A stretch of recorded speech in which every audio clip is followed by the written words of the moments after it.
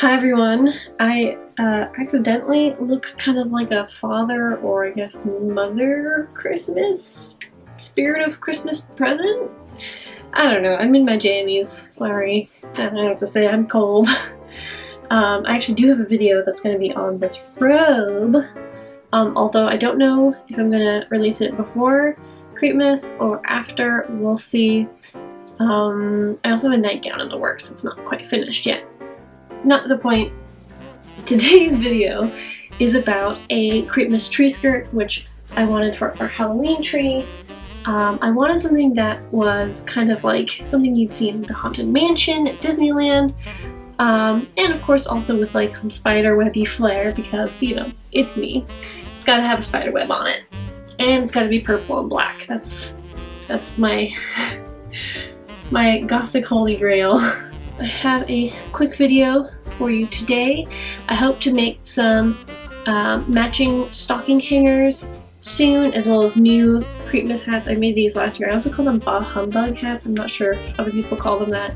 But Gothic Santa hats, Krampus hats? I don't know. You tell me down below what you think these kinds of Gothic hats should be called. So those are in the works. Hi Lucy, can we show you off? Oh boy! Alright Lucy, let's show them how to do it, huh? Okay. See you soon.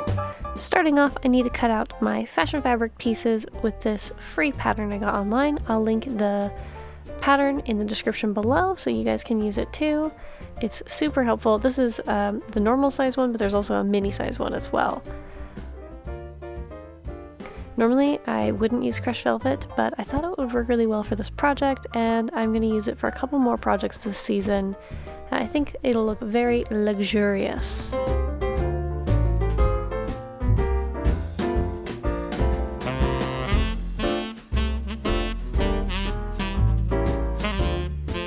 For my lining, I wanted something kind of thick, so I went for just a regular black felt. It ended up being pretty thick, which I think is desirable with this quilting method. Just, you know, be aware that you might need to change out your needle because the velvet is stretchy and the felt is not, so it kind of had some weird tension things going on. I had 8 pieces of my fashion fabric and lining fabric individually to work with, so I started by pinning just 2 together and then sewing down along that seam, and then pinning 2 of the 2 sections together, making it a 4-panel section, and then pinning those 4-panel sections to each other, leaving one of the edges open for this octagon so that we have the ability to tie it to the tree base.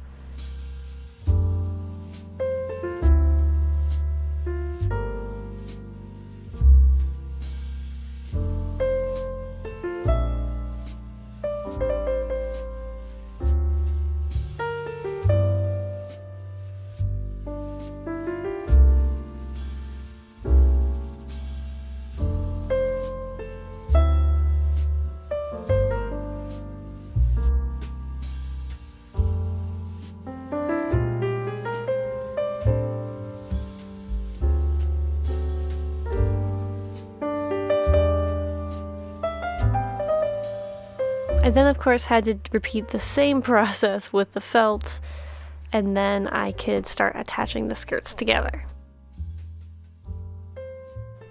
I then pinned and sewed both the fashion and lining fabric together along the long bottom edge and the smaller top edge, leaving both the sides open so that I could flip the skirt inside out and attach ribbon ties later.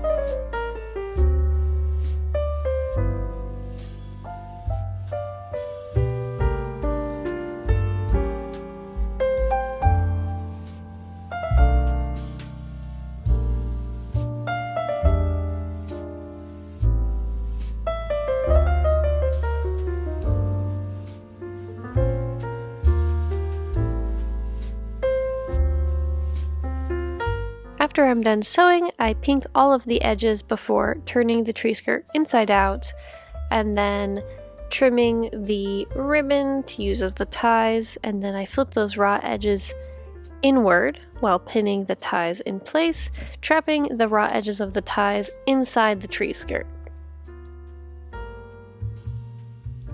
and then sewing down along those edges to secure the ties and to finish those edges of the tree skirt.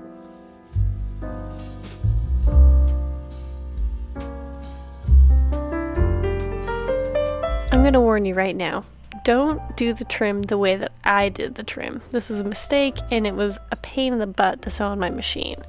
What you really want to do is you want to add this trim along the seams and then crossways to make the spiderweb pattern before you sew your fashion fabric to your lining fabric. This was really thick and really cumbersome. On top of, ideally trapping in all the raw edges inside of the seams. By doing the trim before you attach both lining and fashion fabric, it also just makes it easier to sew for your machine and for yourself. I'm pretty sure I broke some needles on my machine while doing it this way, and I highly do not recommend doing it this way.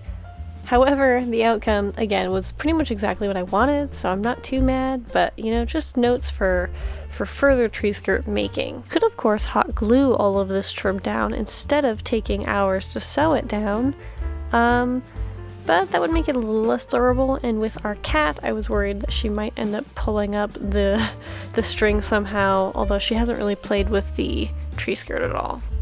But it's really up to your own personal preference.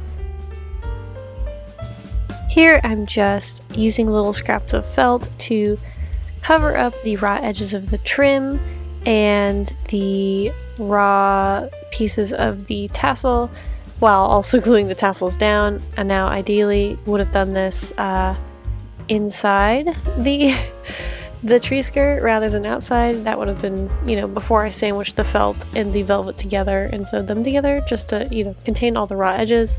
But, that's something for next time. Just keep that in mind if you make a tree skirt like this as well, that you might want to do all the trim before you do the fashion and the lining fabric together.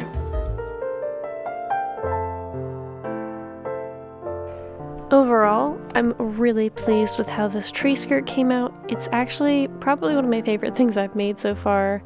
It's exactly what I wanted, and it looks great with our little pencil tree. I can't wait to actually try making another one in the future, maybe with some different styles.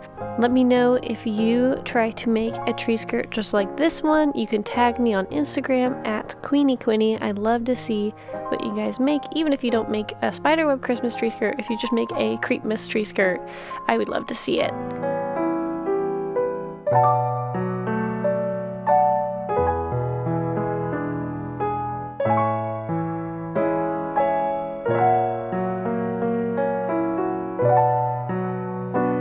I hope you're having a scary Creepmas and season's creepings, everyone. Bye!